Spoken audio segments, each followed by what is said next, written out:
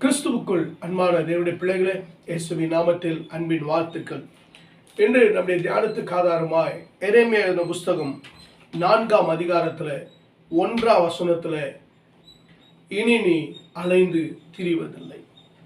கர்த்தர் சொல்லுகிறார், இனி நீங்கள் அலைந்து திரிய மாட்டீர்கள்.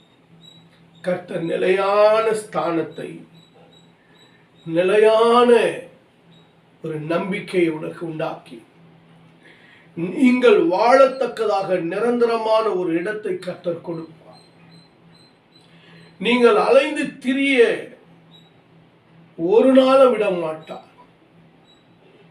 நீங்கள் அலைந்து திரிந்து கொண்டிருக்கிற எல்லாவற்றுக்கும் ஒரு முடிவை கர்த்தர் கட்டளையிடுவார்.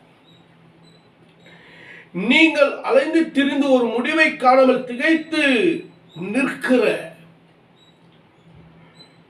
உங்களுக்கு ஒரு புதிய வழியை கர்த்தர் திறந்து கொடுப்பார்.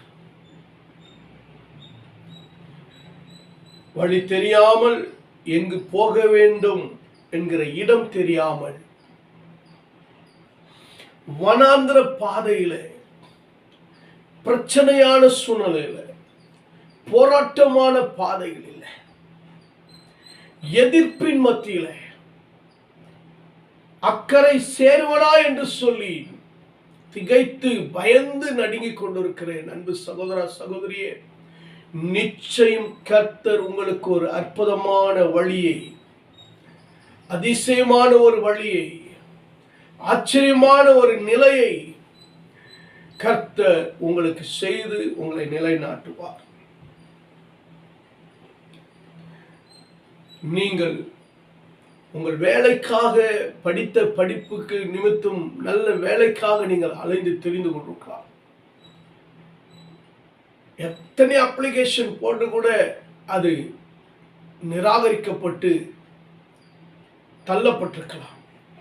ஆனால் கர்த்தர் இன்றைக்கு சொல்லுகிறார், உன் அலைச்சல்கள், உன் வேதனைகள், உன் அவமானத்திற்கு, நிந்தைக்கு ஒரு முடிவை நான் கொடுக்க போகிறேன். உனக்கு வேலையை கொடுத்து உன்னை உயர்த்தி வைப்பேன். அன்புக்குரியவர்களே, உங்கள் பிள்ளைகளுக்காக, உங்கள் பிள்ளைகள் வாழ்க்கைக்காக நீங்கள் தேவனுடைய சமூகத்தில் அழுது, எப்படியாகிலும் ஆண்டவர் ஒரு வாழ்க்கை தரமாட்டாரா என் பிள்ளைக்கு என்று சொல்லி, கர்ப்பத்தின் கனியை தரமாட்டாரா, என் பிள்ளைக்கு ஒரு நல்ல எதிர்காலம் அமையாதா என்று சொல்லி, எத்தனை அலைச்சல்களோடு கண்ணீரோடு தேவ சமூகத்தில் வந்து இருப்பீர்கள்.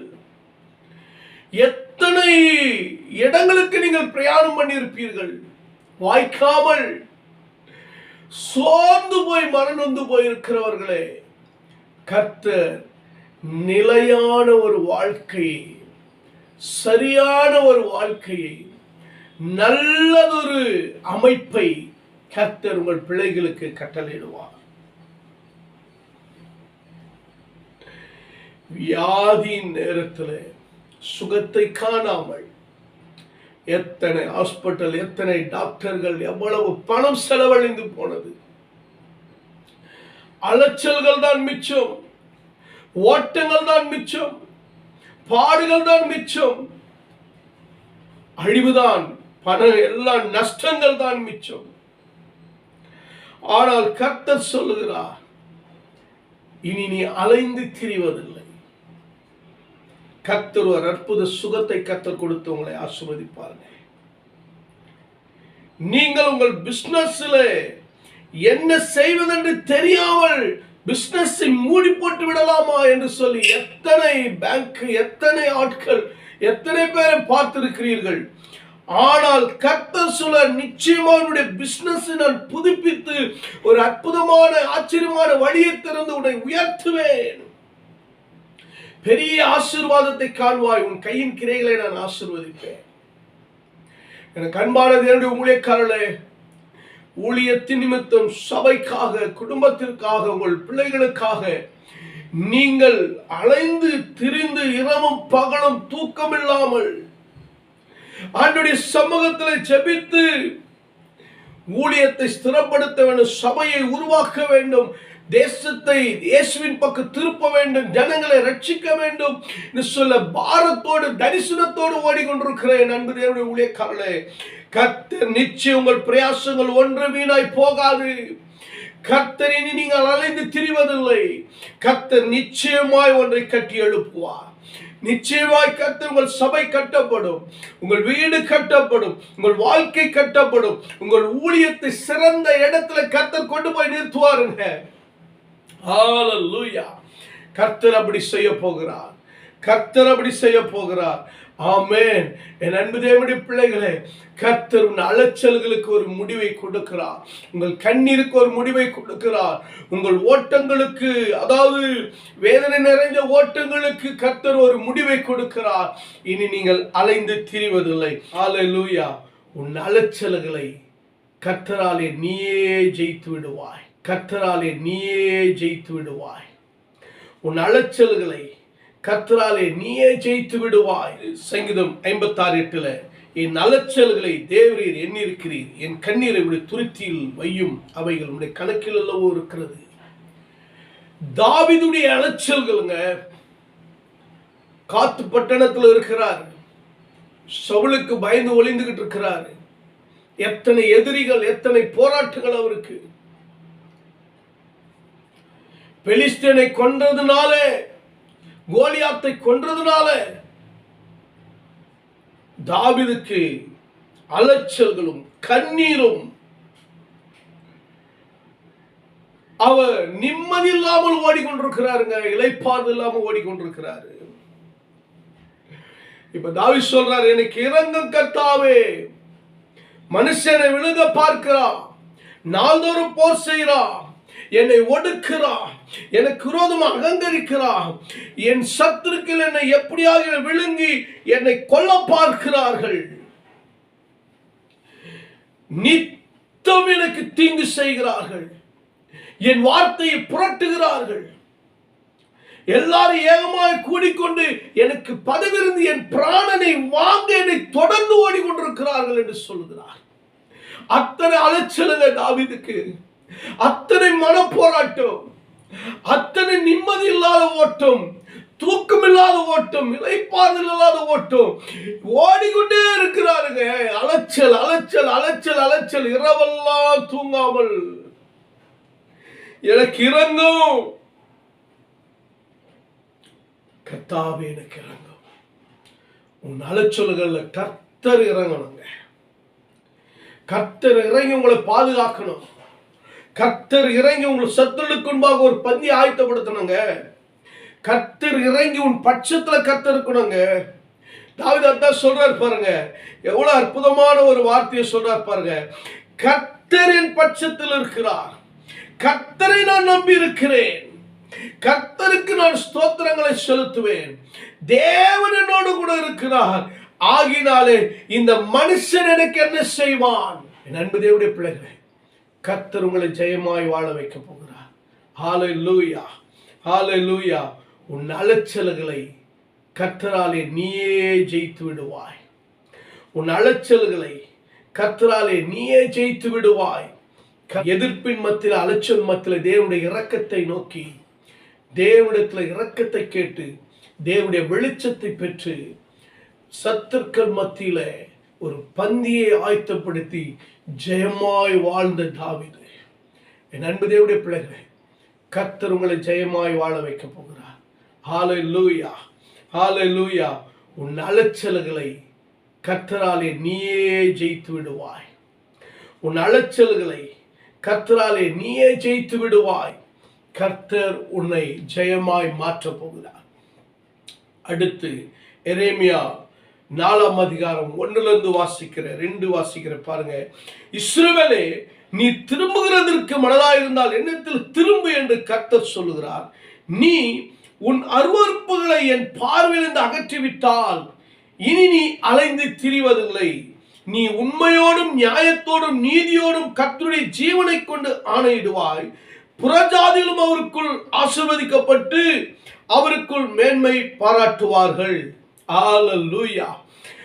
இனி நீ அலைந்து திரிவதில்லை, இனி நீ அலைந்து திரிவதில்லை. கர்த்தருடைய ஆசீர்வதிக்க போகிறார். கர்த்தருடைய ஆசீர்வாதம் உங்கள் மேல் இருக்க போகிறது.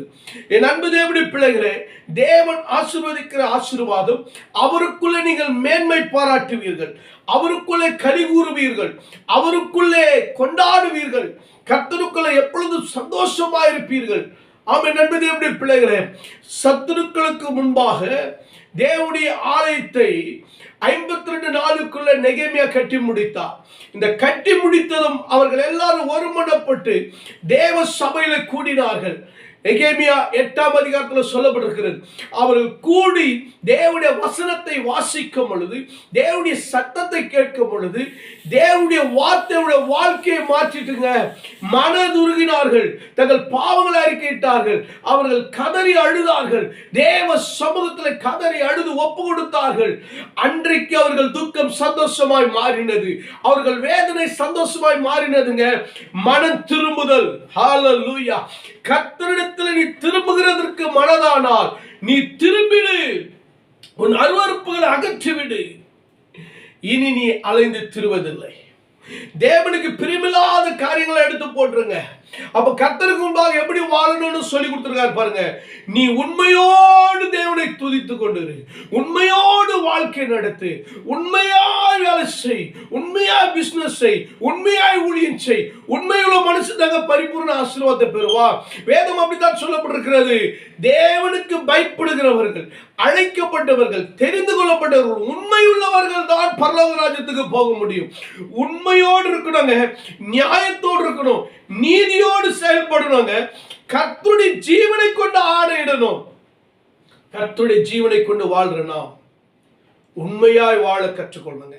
அப்படி வாழும் பொழுது உன் அலைச்சலை கர்த்தர் நீக்கி உங்களை ஆசீர்வதிப்பார். ஹல்லேலூயா. அடுத்து வேதம் சொல்லப்பட்டிருக்கிறது. ஆதியாகம புஸ்தகம் 21ஆம் அதிகாரத்துல ஆபிரகாம் ஒரு துருத்தில தண்ணீரும் அப்பத்தை கொடுத்து ஆகாரை இஸ்மவேலும் அனுப்பிவிடுகிறார். அவர்கள் பெயர்செபா வனாந்திரத்தில் அலைந்து திரிகிறார்கள். அவர்கள் அலைந்து திரிகிறாங்க பாருங்க. அவங்களுக்கு வழி தெரியல, எங்க போறதுன்னு தெரியல, என்ன பண்றதுன்னு தெரியல. பிள்ளைக்கு ஆகாரம் இல்ல, குடிக்க தண்ணி இல்ல. பிள்ளை சாக போகிறான். பிள்ளை சாக போகிறான். கைவிடப்பட்ட நிலைமை, கைவிடப்பட்ட நிலைமைங்க. ஆபிரகாம் ஆசீர்வதிக்கப்பட்டவருங்க, பெரிய சீமானுங்க. அவருக்கு இவங்க மனைவியா கொடுக்கப்பட்டாங்க சாராளுக்கு பிறகு.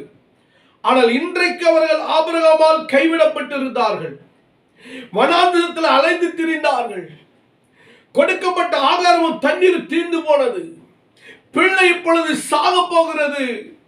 ஒரு வேதம் சொல்லப்பட்டிருக்கிறது, பிள்ளை சாகிறது நான் பார்க்க மாட்டேன் என்று எதிராக அம்பு பாயும் தூரத்தில் போய் உட்கார்ந்து சத்தமிட்டு அழுதாள்.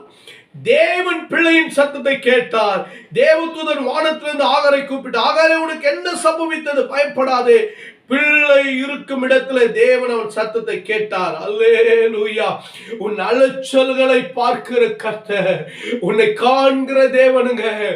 நீயே உன் அலைச்சல்களை கர்த்தராலே ஜெயிப்பாய். நீயே உன் போராட்டங்களை கர்த்தரால் ஜெயிப்பாய். நீயே உன் வனாந்திரத்தை கர்த்தரை கொண்டு ஜெயிப்பாய். கர்த்தர் பிள்ளையின் சத்தத்தை கேட்டார். ஆகாரின் அழுகுரலை கேட்டார். அவர் கண்ட தேவன் ஆகாருடைய வாழ்க்கையை திருப்பி போட்டாருங்க. கைவிடப்பட்ட ஆகாரு, வனாந்திரமாக்கப்பட்ட ஆகாரு, கண்ணீர் வடித்த ஆகாரு, எல்லாத்தையும் இழந்த ஆகாரு, ஒன்றுமில்லாத ஆகாருக்கு கர்த்தர் எல்லாவற்றையும் மாற்றி மறுபடியும் கர்த்தர் ஒரு புதிய லைஃப் கொடுத்தார் பாருங்க.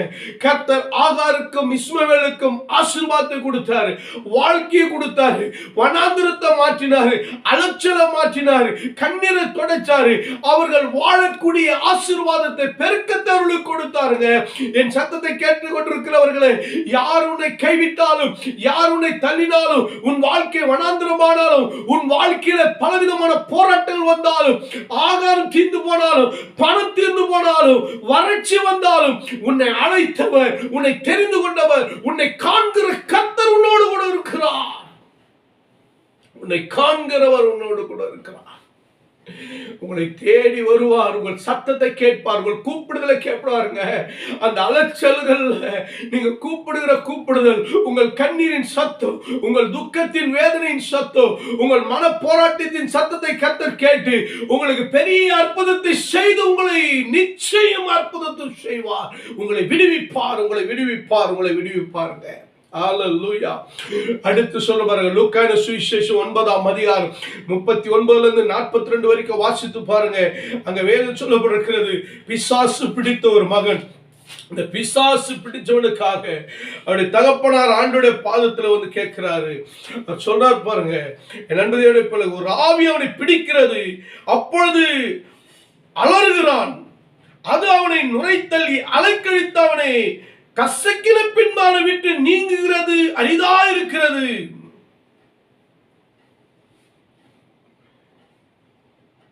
அவர்களில் ஒருவன் சத்தமிட்டு, போதகரே, என் மகனை கடாட்சி தருளும் என்று வேண்டிக் கொள்கிறேன் என்றார்.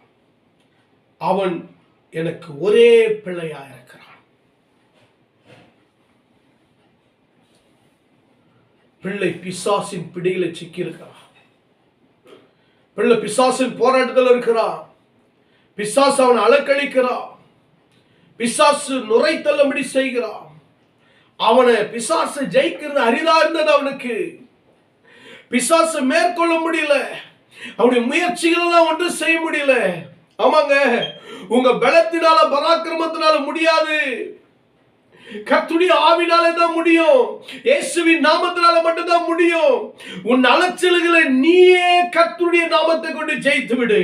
நீயே கர்த்தருடைய நாமத்தை கொண்டு ஜெயித்து விடு. இயேசுவின் நாமத்திலே உன்னால ஜெயிக்க முடியும். ஹalleluya. பாருங்க, இயேசு பிரேத்துமாக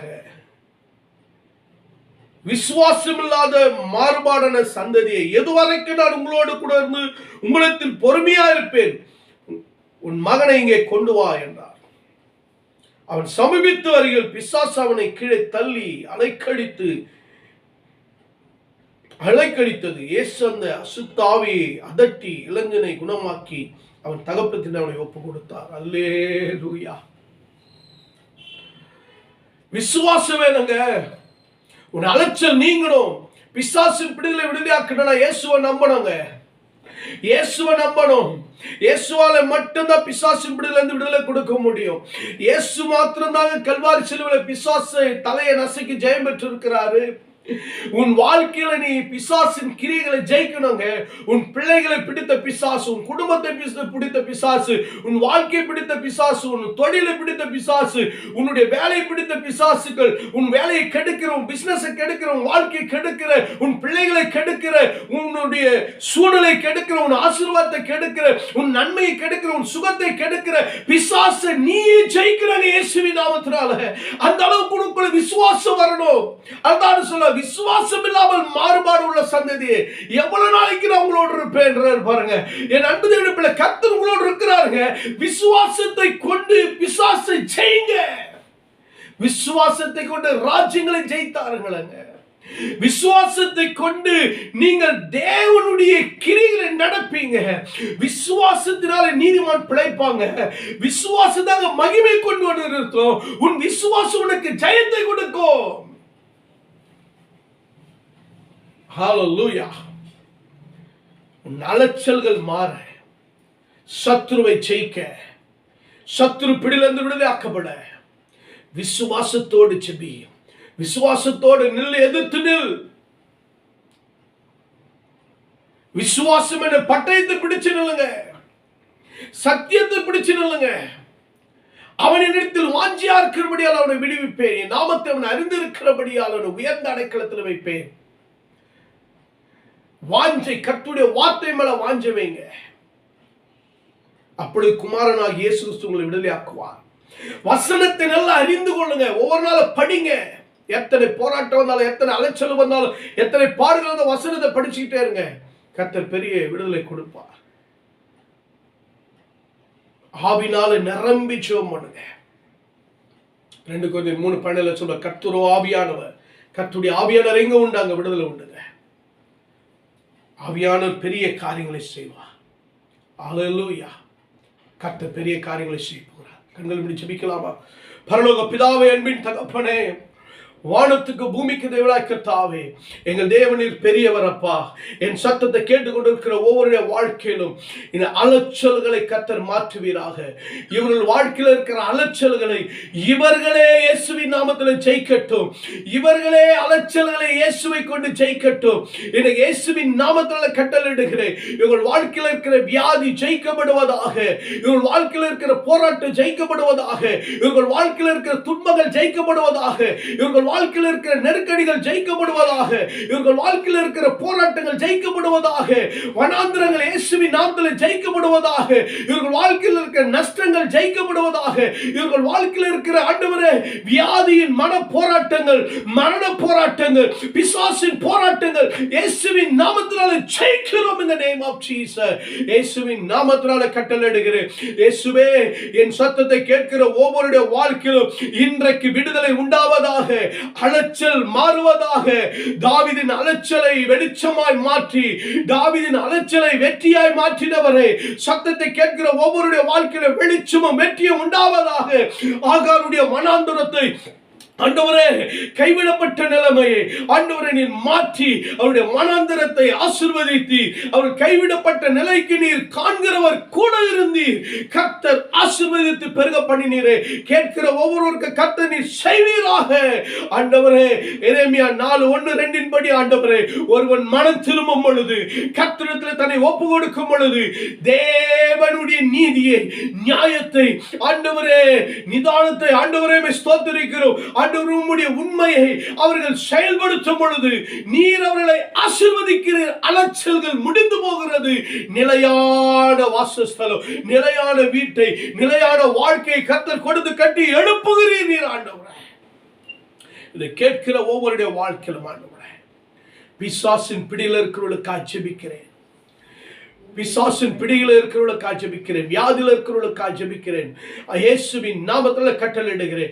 எந்த பிசாசு போராட்டமா இருந்தாலும் சரி, என்ன வியாதி போராட்டமா இருந்தாலும் சரி, என்ன கடன் போராட்டமா இருந்தாலும் சரி, பிசினஸ்ல, வேலையில, குடும்பத்தில் இருக்கிற எல்லா சத்துடைய கிரியைகளை அழிக்கிறேன். in the name of Jesus. இயேசுவின் நாமத்தினால் இப்பொழுது விடுதலை உண்டாவதாக. இயேசுவின் நாமத்தில் விடுதலை உண்டாவதாக. இயேசுவின் நாமத்தில் விடுதலை உண்டாவதாக. எல்லா கட்டுகளும் அவிழ்க்கப்படட்டும். எல்லா மந்திர கட்டுகள், சூனிய கட்டுகள் அவிழ்க்கப்படட்டும். எல்லா பில்லி சூனிய கட்டுகள் அவிழ்க்கப்படட்டும். அந்தகார கிரிகள் அழிக்கப்படட்டும். எல்லா சத்துடி கிரிகள் மீது ஆண்டவரே இயேசுவின் நாமத்தில் நாங்கள் ஜெயம் எடுக்கிறோம். Yes, thank you Jesus. உன் அலைச்சல்களை கர்த்தராலே நீயே ஜெயித்து விடுவாய். உன் அலைச்சல்களை நீயே கர்த்தரால் மேற்கொள்வாய். உன் அலைச்சல்களை நீயே கர்த்தராலே ஆசீர்வாதமாக்கிக் கொள்வாய், விடுதலையாக்கிக் கொள்வாய். ஆண்டவரே, இதை கேட்கிற ஒவ்வொருடைய வாழ்க்கையிலும் ஒரு பெரிய மாற்றம் வரட்டும். ஆசீர்வாதம் பலப்படுத்தும். பெரிய காரியங்களை செய்யும். என்னை தாழ்த்தி ஒப்புக் கொடுக்கிறேன். இயேசுவின் நாமத்தில் ஜெபத்தை கேட்ட எங்கள் ஜீவனுள்ள நல்ல பிதாவே, ஆமென், ஆமென். God bless you. கர்த்தர் உங்களை, உங்கள் குடும்பங்களையும் ஆசீர்வதிப்பார். இனி நீங்கள் அலைந்து திரிவதில்லை. கர்த்தர் உங்களை நிச்சயமாய், நீங்களே உங்கள் அலைச்சல்களை கர்த்தராலே ஜெயிக்கக்கூடிய அபிஷேகத்தை தந்து உங்களை உயர்த்துவார். God bless you.